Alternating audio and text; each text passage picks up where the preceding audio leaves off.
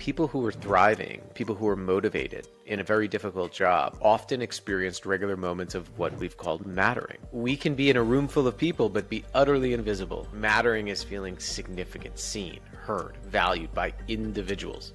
I can be in a profession where I know I'm needed, that the job that I do saves people's lives or makes things different in significant ways, but not feel like I matter to my manager, to the people around me. That just feels soul destroying to think about it. And no amount of purpose, meaningful work, or big strategic vision can make up for the daily experience of feeling that you don't matter. I mean, if you called your people out of the blue right now, what would their first reaction be? If it's terror or fear, it's not a sign that you're a bad leader, it's a sign that you're... There is no growth in comfort and no comfort in growth. Yet the big leaps are how careers are made and how businesses excel. So how do you master not knowing at all or feeling like an imposter? How do you have the conversations that lead to trust and, of course, excellence? How do you take charge of the things that you can control? How do you thrive outside your comfort zone? That's what this podcast is about. I'm your host, Wanda Wallace, and it's time to get out of your comfort zone. Welcome to the conversation. Today we're talking about mattering, which for me is a really interesting angle and what I think is a key component for being able to lead well. Right? And so here's the general argument. If you want a team that's motivated, engaged, committed, and taking accountability, then you need to be sure that each person knows that they matter to you and to the ultimate outcome. And that just doesn't mean that their productivity matters. I mean that they, as a human being, matter to you. Now, the question is, how do you do that? And why should you bother? And that's what we're talking about. My guest is Zach Mercurio. He's a researcher, leadership development facilitator, and speaker who's really all about purposeful leadership, mattering, and meaningful work, and positive organizational psych. The book we're talking about is The Power of Mattering, How Leaders Can Create a Culture of Significance. This isn't Zach's first book. He has another one called The Invisible Leader, and he advises leaders and organizations on how to build cultures that promote well-being, motivation, and performance. We clearly need more of those. Clients are companies like the U.S. Army, Delta Airlines, J.P. Morgan, Marriott International, and we could go on from that. Interestingly, he is one of Simon Sinek's optimist instructors, I think is the correct phrase. So, Zach, welcome to the conversation. Thanks, Wanda. I'm really happy to be here. I am happy to be talking about this because I really rather like this book. I say that often, but I don't say it every single day on the podcast. I really like this book. I like the distinctions you're making. But before I go there, why? You care about positive psychology. Why this concept called mattering? What got you thinking about that? Yeah, I was a PhD student. I was struggling to find a research interest. I was walking the halls of an academic building, and I was going to this free professional development training. And I remember seeing a janitor who I had interacted with a lot, especially in my late nights in the academic buildings. And she asked where I was going. And I said, I was going to a free training. And she said, how'd you hear about that? And I said, well, I got an email about it. And she said, I've been here for 10 years and no one's ever showed me how to get my email up and running. And her shoulders fell forward. I mean, and you could just see the dejection, like, gosh, this person matters. I don't feel that I matter. I mean, nobody's ever even told me about this free training. And so in our first study, we embedded ourselves with a group of cleaners to find out what did make work meaningful. And what we found was that people who were thriving, people who were motivated in a very difficult job, often experienced regular moments of what we've called mattering, feeling significant to other people, feeling seen, heard, valued, needed. That happened in small interactions, but people who were languishing, people who were struggling, tended to experience what that custodian experienced, little moments of signals that you were unnoticed, people throwing a piece of trash and letting it hit the floor and then walking right by you, your supervisor not knowing anything about your life, that you have to drop kids off at school, or that something's going on in your life that's taking your energy away, a supervisor who tells you that we could just get a monkey to do this job in an orientation session. These little moments of anti-mattering tended to predict languishing, whereas moments where you felt seen, heard, valued, and needed in small interactions tended to predict people thriving. Now, after that study, what we started seeing over the last 5 years was that more and more people said they felt invisible, ignored, overlooked in work, And we said, we have a name for that. There's an answer there. And so people ask me, why did I want to write this book? I said, I didn't really want to. I felt that I had to. We had the data, we had the concept, we had the construct, and it's more needed now than ever. Yeah, I think an awful lot of people, not just those at the lower rungs of the employment ladder, are feeling that they don't matter. Or wait, they feel that their output matters. They feel that getting the project done and done on time and with some modest, quality matters. Yeah, sure, my boss cares about that. They care about me as a person?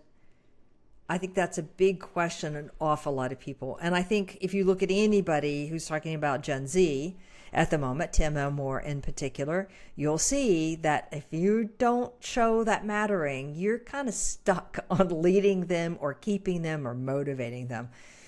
So it's a huge, huge, huge topic. Okay, let's get some definitions in place. You use the word feeling heard, mattering, seen. Those sound an awful lot like inclusion and belonging. So how do you distinguish these topics? Yeah, first, mattering is the feeling and the belief that we're significant to the people around us, that we're important to people. It stems from a basic survival instinct we have to be important to one another, or another human being, so that person will keep us alive. Yep. It's primal. We have to be important to someone so that person will keep us alive in our life. And as we grow up, that need turns into the fundamental need to feel seen, heard, valued, and needed, to be significant to others, which is mattering. Now, mattering is different and more elemental than inclusion or belonging. So belonging is feeling part of and connected to a group. Belonging is being picked for the team, let's say. Inclusion is being able to take an equitable role in a group. Inclusion is being asked to play in the game. Mattering is feeling that the team wouldn't be complete without you. Mattering is feeling significant to individuals on that team, individual members. It happens through interpersonal interactions. For example, I could feel like I belong in this podcast conversation. I could feel included because I can share my voice and I'm represented here. But you may not be able to name any unique gift I have relative to anybody else you've talked to. You may not be able to show me how my unique gifts make a unique impact, or notice that I'm a caretaker for a parent. We can be in a room full of people but be utterly invisible, and that is what not mattering is. But mattering is feeling significant, seen, heard, valued by individuals. And what's important is you can do a belonging intervention programmatically. You can do an inclusion intervention programmatically. You cannot develop a program to cultivate mattering. It only happens through interpersonal interactions. And this is key for what you were just saying. I mean, Gallup released a study in 2025 showed that we're the least engaged we've been in a decade. This is despite more well-being programs, DEI programs, perks, wage increases, over 100 validated surveys on how to measure engagement. The engagement services industry has become a $1 billion industry, but we're more disengaged than ever. Why? There's two data points that are important. One is just 39% of the sample said someone at work cared for them as a person. Just 30% said someone was able to name and invest in their unique strengths and potential. So one of the problems with how we've gone about trying to engage employees is we've expected people to care without ensuring they feel cared for. And you can't program or perk your way out of this. You can only redevelop and optimize your daily interactions to ensure the next person you interact with feels seen, heard, valued, and needed. Wow, you said a lot there. So let me see if I can kind of hit a recap on this one. I love your analogy. Belonging means that I'm picked for the team. Included means that I'm actually have a role on the team. But mattering means the team won't be the same without me. That's a high bar. That's a high bar, but every single person brings us their irreplaceable strengths, their purpose, their perspective, their wisdom. And if their job exists, then what they do should be needed. And, you talked about lower rung professions, but I also would argue that professions that have a high degree of mattering by nature are also under threat. I'm getting asked to work in healthcare. You can have a job that matters to literally save people's life, but not experience mattering in your job. And what we're finding is that people can have a job they love and not feel loved while doing it. And the problem is that many people are having daily interactions and experiences with the people around them and their leaders in which they feel unseen, unheard, and unvalued. And no amount of purpose or meaningful work or big strategic vision can make up for the daily experience of feeling that you don't matter. I mean, think about how you feel in any relationship when someone doesn't make any effort to get to know you, doesn't notice if you're struggling, doesn't offer help, doesn't remind you of the gifts that you have, and doesn't show you that you're needed. Think about what you do. We tend to leave. That's the same thing employees do. Yep. One way or another. They may still be withdrawing, taking a paycheck, Yes. but they're not there mentally. Yes. So, and, especially if you're working with the younger generation, I promise you're not going to get their attention unless they feel like they matter. It's like an essential thing. It's really interesting to me, this notion that I can be in a profession where I know I'm needed, that the job that I do saves people's lives or makes things different in significant ways, but not feel like I matter to my manager, to the people around me. That just feels soul destroying to think about it. And that's your whole point. Yeah, one of our interview participants for a study we did for this book was a oncology nurse who had been there for 5 years, was promoted, got all of the awards, was actually paid decently, got good pay. But he said to me, I felt like I was in a room yelling and people listened to me, but nobody really cared. Nobody listened to his observations about how to improve patient experiences. Nobody listened to or heard his voice when he was advocating for more scheduling in his staff schedule. He said, I feel like I'm in a room, everybody's listening, but no one's hearing me and no one really cares. And so he actually quit that job. And he said no one knew he was going to quit because no one had had a meaningful conversation with him about how he was doing, none of his managers. And when we look at high performers, for example, in the 3 months prior to departure, on average, 50% of high performers who leave say they don't have a meaningful conversation with their supervisor on how they're doing. All right. I was coaching somebody this week where getting lots of attention from the leaders above this person who are saying, we know you're in a tough situation. Okay? So on the surface, they look like they're saying you matter. Don't go kind of like hang in there sort of messages. I'm not convinced this person feels that they genuinely matter, even though they're getting a lot of attention. So what's your advice for the leaders in that particular situation?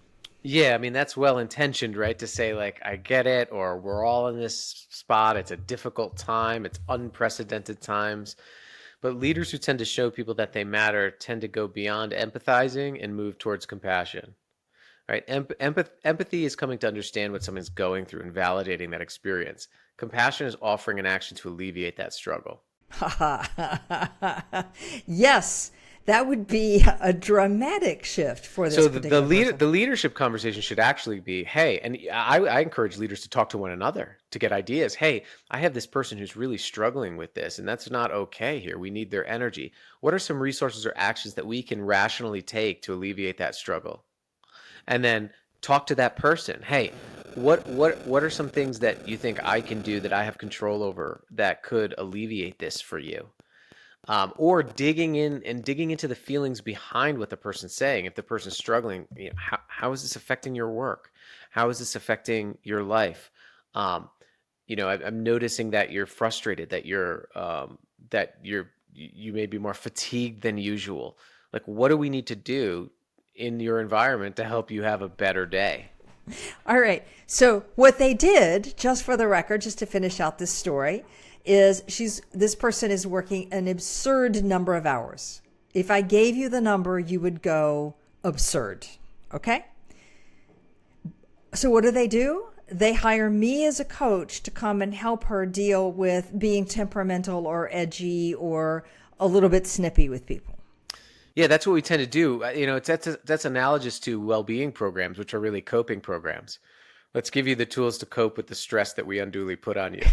Yeah, let's not talk about the source of the problem or how we're going to fix it. Maybe not this month, but in 3 months' time, or what the timeline is, or something. I like that you pointed out in your example the temperamental aspect because oftentimes some of the most difficult, quote unquote, difficult employees that companies ask me to work with, when I really dig deep, and you may see this too, are also the most unseen, unheard, feel most undervalued and undersupported employees.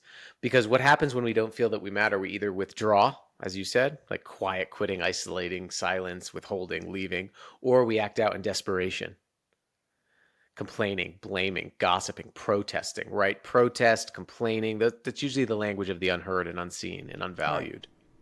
right. It makes tons of sense. And I see loads of people where when you actually get to know the person, their story, their background, their life, you find this delightful character that is super easy to deal with.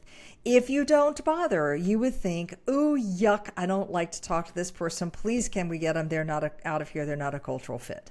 Yeah, I've been coaching leaders to drop the labels. Difficult person, toxic employee, disengaged person, low performer, because the moment we label someone is the moment we stop seeking to understand them. Because if you see someone as difficult, you tend to treat them as difficult. They tend to see themselves as difficult, and guess how they act? They act difficult. One of the reframes that we've seen that leaders who really have teams that feel that they matter to them, they have this reframe of this is not a difficult person. This is a person who's behaving in ways that I perceive as difficult. And that opens up the space to like seek understanding of the many underlying forces that are happening there. What I would have liked that leader to do is to say, hey, you know what? This is not sustainable. Like you should not be suffering in this way. I'm going to see if I can extend the deadline or let's meet to see how we can divvy up your workload or something, and work through this. Like that's what I would like to see because that's what then you feel seen. And even feeling seen in your struggle can help alleviate the struggle. Like the problem is not that work is hard. The problem that work is hard alone. Yeah, yeah. And you don't feel like you have support. You don't feel seen. You don't feel like you matter. Ultimately, that is really what the story is. Happy to use me, but I don't feel like I matter to you in the process. Right. Yeah, boy, if I could just get every person I know doing that one, we would change the world, revolutionize it. All right, you tell a bunch of stories in the book about people that you've encountered who had these moments of mattering and how much it made a difference in their life. I was particularly struck by the one about the cleaner but tell me any story you love that kind of captures what great mattering really looks like. Well, I'll explain the cleaner one a little bit more because this cleaner that we worked with, we'll call her Jane, from our research. She was one of the most sought after cleaners, right? She had been there for 30 years. I once asked her like, "What's the most meaningful part of your job?" And she told me it was cleaning the bathrooms after the weekend in the university dormitories. And I was like, "What?" And she said, "No, it's the part of my job that I hate the most. But every time I go into that bathroom, I say I'm cleaning this bathroom so that these kids don't get sick." Right? That's an amazing mindset. But she hated her job in the first 3 months. In fact, she told me she was near homelessness. There was 14 jobs that rejected her. She kept saying to herself, why couldn't you have done something more with your life? Her friends were making fun of her for being in this job. How do you go from that to I'm cleaning these bathrooms so that these kids don't get sick? Well, it was one supervisor, she told me, who in her 3rd month on the job noticed that she was struggling. And he brought her into a break room. He goes, "Can we sit down for a minute?" And he put a dictionary in front of her and had her read the definition of the word custodian, which is a person responsible for a building and everyone in it. And he had her read it out loud. And then he said, look at each of these students here walking by this conference room. They're the reason you're here. These are someone's precious child, like all of them. And they depend on you. And she told me that it was the first time in her life that someone showed her she was worthy. And it was that one moment, she said, that changed, quote unquote, changed my belief systems about myself and my job and has kept me here for 30 years. And it was 2 or 3 minutes of that supervisor, not just noticing that she was struggling, making an effort to show her that she was affirmed that this is the difference you're making. However you got here, this is why you're here. And then reminding her that someone needed her, that she was indispensable, that someone relied on her. And it changed the trajectory of her life. And what the research shows is that these moments, mattering happens in moments, not through big perks, awards, or programs. It happens through small interactions like this that are repeated that help give people the evidence of their significance, so the belief that they're significant becomes stronger. Right. Okay. So give me a thing of what you would love to script managers to do. So we've talked about noticing, we've talked about letting me help you solve whatever problem is in front of you. What are the things you want managers to do to show that a person matters? Well, before I depict those practices, I do think it's important to recognize that a lot of us know these things are important. A lot of it is common sense. This should be the shortest podcast episode in history. I should just be able to say, be a good human at work and leave. There's the podcast, right? The problem is that common sense is not usually common practice. We have devalued soft skills for 50 years. We're in an environment that there's more competing for our attention than ever, than the person in front of us. And the skills to care for one another have withered because of our obsessive use of technology. I can get out of showing compassion to you now because I can just go into Slack and put a sad face emoji and say, I'm sorry to hear that. Every time we do that, I don't have to sit with you and seek understanding and show compassion. So I would actually argue probably that leader who didn't do this for that person is actually suffering a little bit from skill decay, where their skills to show compassion have decayed because they just haven't had to do it. Our technology disables us from doing it. So the first thing is that you have to be able to name and reskill yourself and approach these skills and practices with rigor. And there are 3 of them that contribute to experiences of mattering. Noticing people, we talked about that. Making sure people feel seen and heard. One practice that I recommend is to simply start asking better questions. Instead of how are you, how's it going, how's your shift going? Those are all greetings. They're not questions. Ask clear questions that actually have an object and a time frame. What have you been working on today? What's been most interesting to you today? What has your attention today? What were you working on 5 minutes before this call? That'll give you data to see people. Make sure they're open, not closed, not yes or no responses. And then make sure they're exploratory, not evaluative. And this is an important one. Most leaders ask their people evaluative questions. What's the status on that? How's that project going? Are you going to get that to me by next Friday? The way to think about whether you're more transactional than transformational with your people is to think, if you called your people out of the blue right now, what would their first reaction be? If it's terror or fear, it's not a sign that you're a bad leader. It's a sign that you're asking them more evaluative questions than exploratory questions. You're transactional more than transformational. So one thing under the noticing piece is ask better questions, create space to actually check in on how the person is doing, not just what they're doing. And ironically, that helps what they're doing be better. Yeah. Right? Yeah. I mean, who doesn't give that extra effort, extra little bit of attention to somebody they really like, Absolutely. really enjoy working for? Yeah, and if you're working remotely, for example, remote work gives us an unnatural ability to just leave. Like our podcast recording right now, there's a big red button that says leave. So if you were frustrated during this conversation, I click leave. I don't have to think about you again. That's not normal. That's not normal human behavior. So, for example, if you see, one of the things we did with this law firm who has a bunch of managing partners and lawyers working on separate cases is that they committed, if they see someone that's frustrated, if they see something that's unsaid, but they're struggling with it, they will call the person and say, I noticed you were frustrated on that call. Is that right? And just these small micro practices of not letting things go, of reaching out proactively, have made a difference in that culture. And one of the other things they do is all the managing partners now do a call to each of the lawyers every week, not to check in on how the project's going, just to check in if there's anything they need from them to do better work on their case. All right. There's recruiting. There's reputation and culture. Clients will see the difference. You're going to get a little bit more out of those colleagues.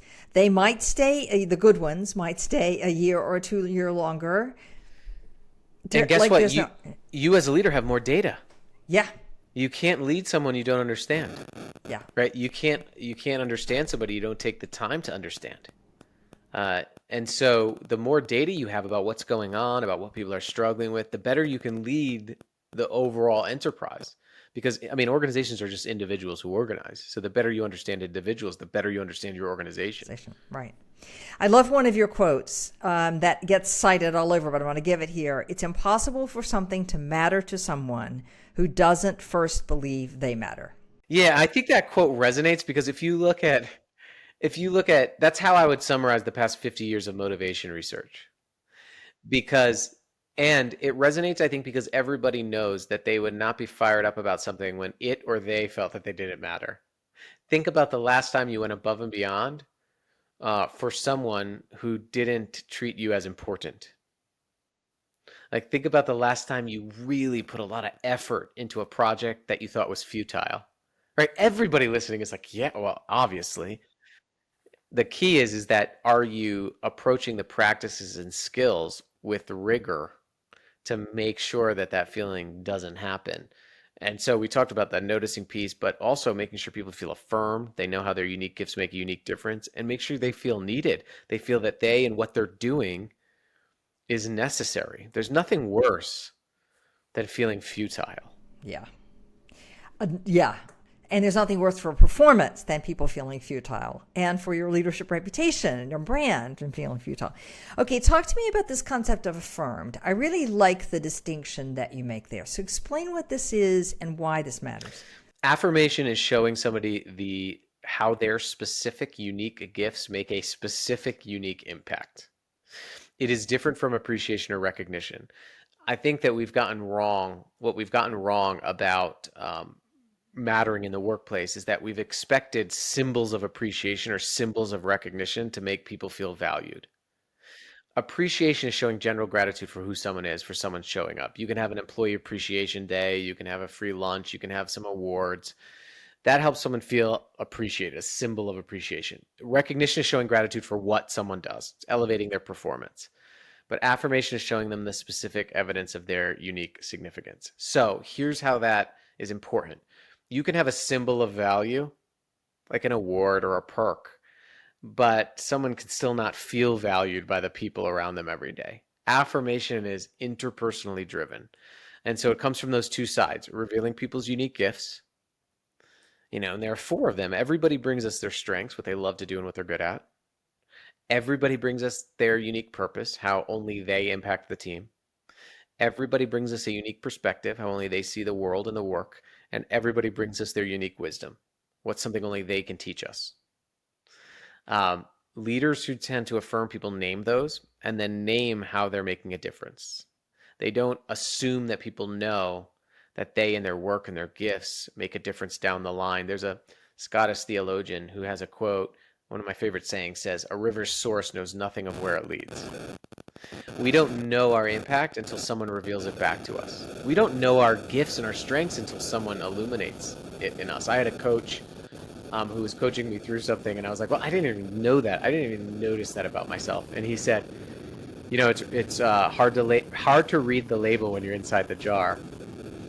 And I love that because what leaders do, the ultimate opportunity of a leader is to illuminate in people what they don't see in themselves.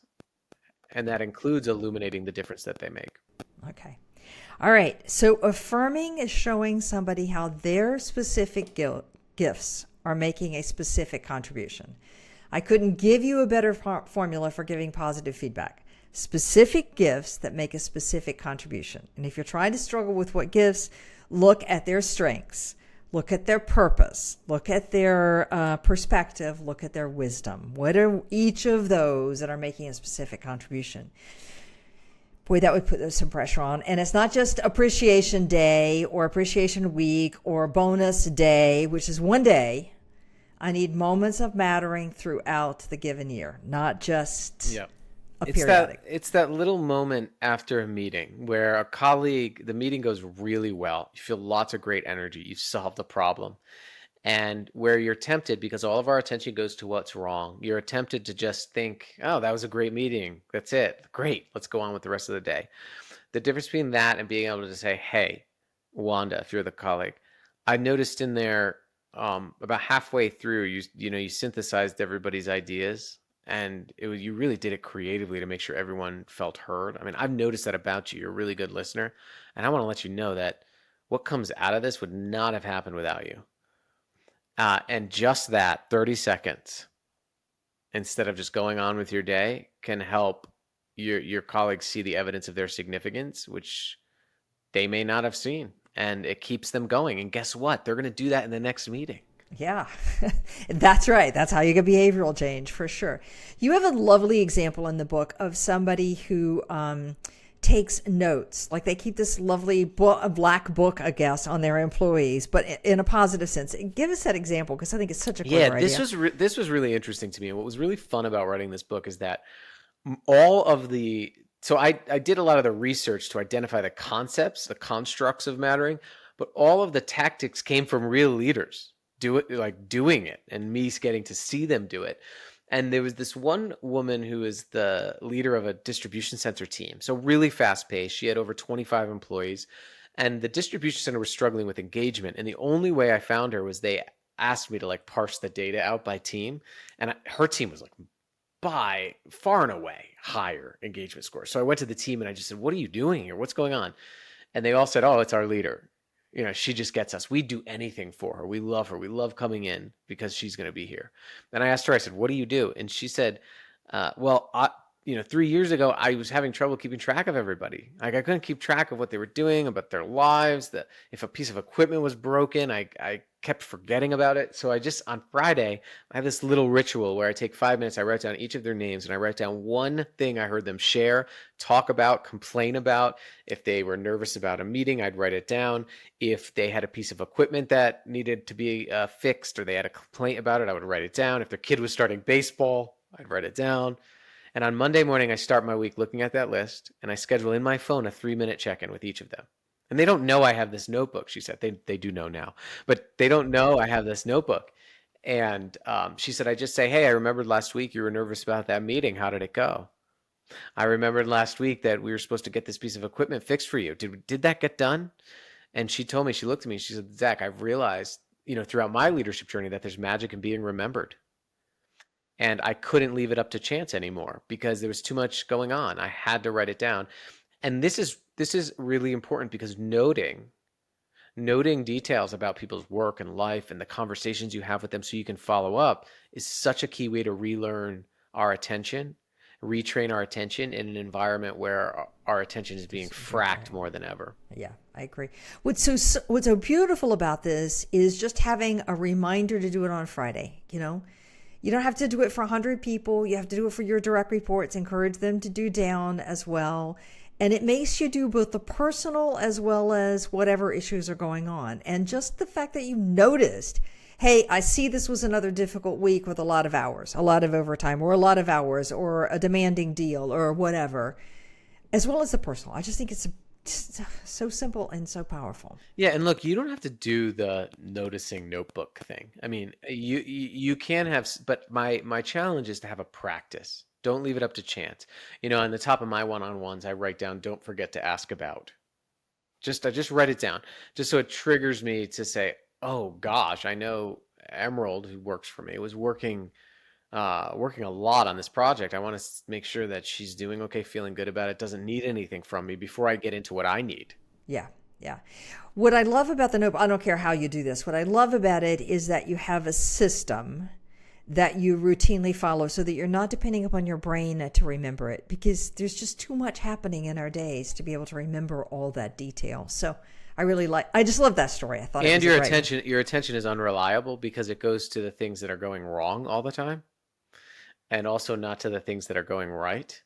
And your attention automatically goes to the things that impact you and not to the things that impact other people. It's just automatic. So we have an egocentric bias and we like things to be simple and explainable. And so that's why we avoid some of these things. But if you have these things in your environment, it's called articulated intention. So you get out of this automatic mode where every one-on-one is the same, every meeting is the same, you're not really learning anything new. But if you have this intention every week, every conversation to go in and ask about something, that's where you get your brain out of this automatic mode and you become a great leader instead of just another leader. Just another another Yeah, person what I mean by that demanding is more just things. another person, just another person who's just managing someone who someone goes home at their dinner table and complains about. All right, Zach. What a powerful conversation. I love the book. Again, The Power of Mattering, How Leaders Can Create a Culture of Significance. If I can try to summarize all of the nuggets of wisdom in here, the notion of mattering is that I am significant and I'm important. The team wouldn't be the same without me. And I know that because people constantly tell me, or they have moments where I feel seen and heard and valued and significant. And you can do that in things like affirming, here's the specific gift that you contribute that makes a specific difference to our team, to our work, to our lives. I can do that by noticing what was going on with somebody during the week, after a meeting, in their private life, what they're struggling with, what they tried to get done, and ask an ask an, do you call it exploratory question, yeah. Not an evaluative question. Okay? Every team, every week, every team member, every week. I love it, Zach. What a great scenario. If somebody wants to get in touch with you, what's the best way to reach you? You can go to zachmercurio.com, or I have a nice community on LinkedIn of people who are in all different professions out there leading, and we tend to have some good discussions there. Fabulous. I love it. Zach Mercurio. Again, the book is The Power of Mattering. Zach, thanks for being with us. If any of you are listening to this and saying, hey, geez, I just have too much work and I need some help getting on top of it, go check out our free podcast called Hack Your Hassle. It's on outofthecomfortzone.com or exceptionalleaders.com. And definitely join us next week for another episode in Getting Out of Your Comfort Zone.